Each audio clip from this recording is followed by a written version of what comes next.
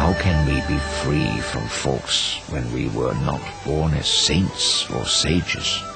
Confucius once said, "One with faults should not fear to correct them." As such, when we have made a mistake, don't be afraid to correct it.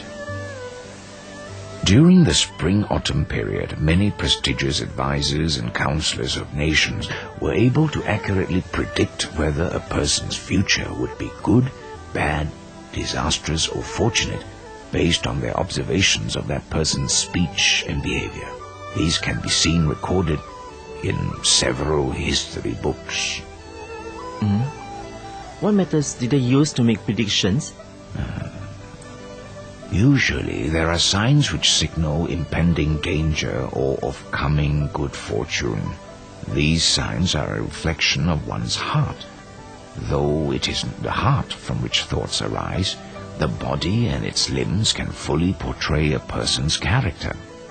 For instance, if a person is kind-hearted, then his or her every gesture will indicate steadiness and stolidity. If this behavior portrays kindness, then you will know for sure in advance that his good fortune is not far behind.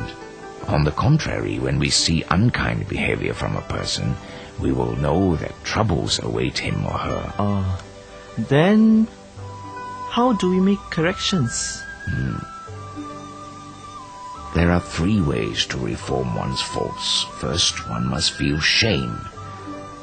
As the saying goes, one who knows shame is not far from being a courageous person. Think of all the ancient saints and sages whose names and teachings have lasted through hundreds of generations. They were the people just like us, but why is my name tarnished and my reputation ruined in just one lifetime?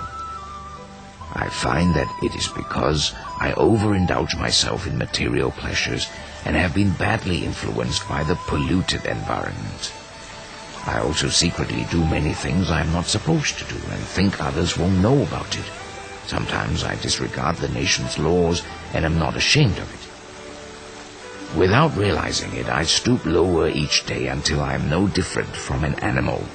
There is nothing else in the world which calls for more shame and remorse than these behaviors. Mencius once said, "Shame is the greatest and most important word in a person's lifetime." Why? Because one who knows shame will put forth his best effort in reforming faults and will eventually attain sagehood or become a saint.